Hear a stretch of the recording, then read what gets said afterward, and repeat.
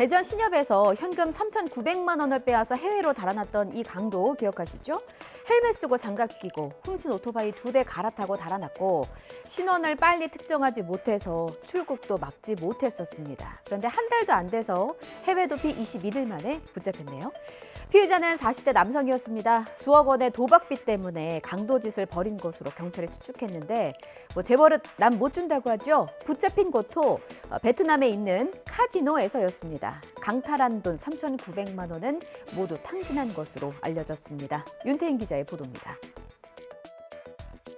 피의자로 지목된 40대 남성 A씨는 소화기 분말을 뿌리며 미리 준비한 흉기로 직원을 위협해 3,900만 원을 빼앗았습니다.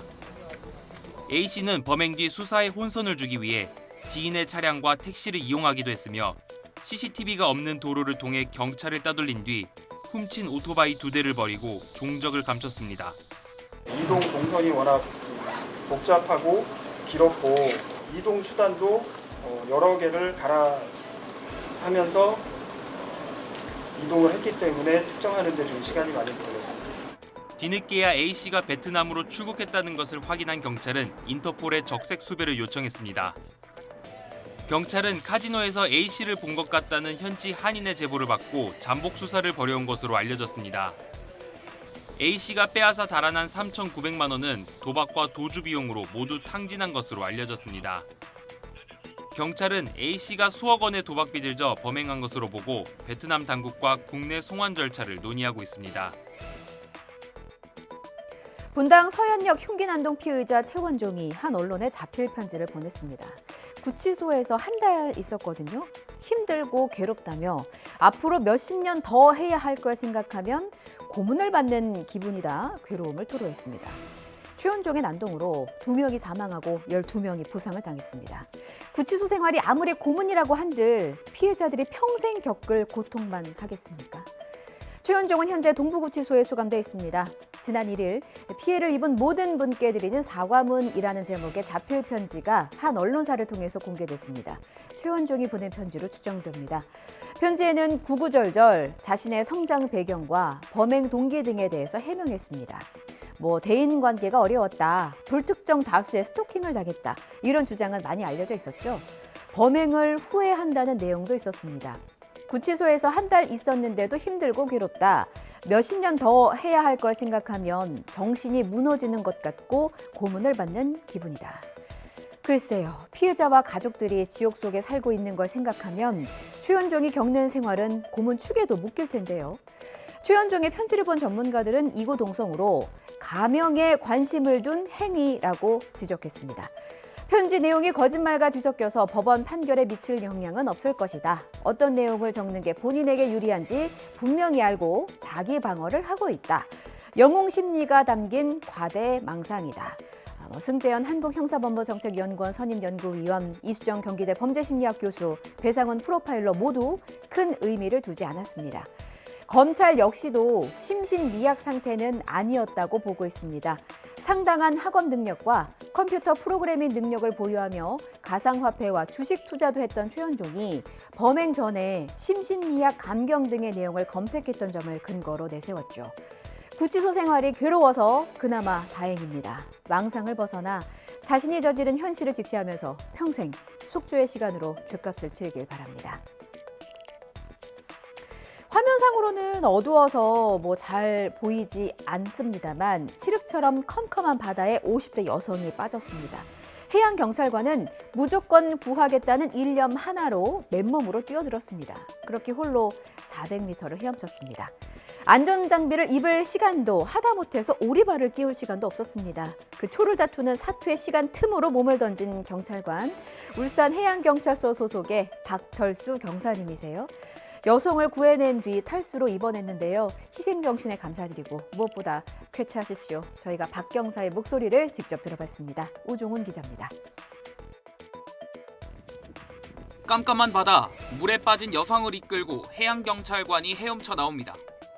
앞으로 나아가기도 힘든 상황, 해경은 익수자가 의식을 잃지 않도록 독려합니다. 나왔어! 구조대가 있는 갯바위에 이르자 파도는 더 거세지고 자칫 떠내려갈 수 있는 위험도 닥쳤지만 침착하게 물에 빠진 여성을 위로 올립니다.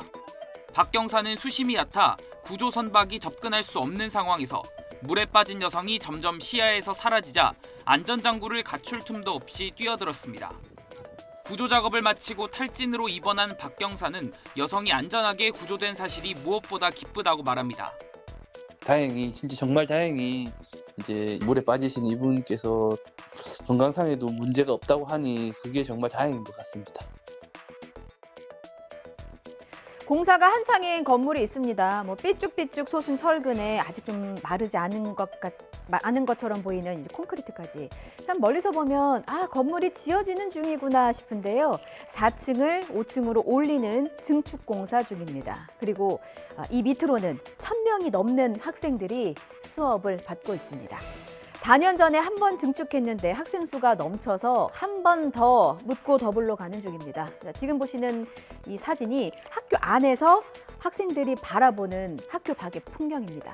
공사 소음에 집중은 제대로 될지도 걱정이고 답답한 마음에 창밖을 내다보기라도 한다면 이런 풍경 정말 짠합니다.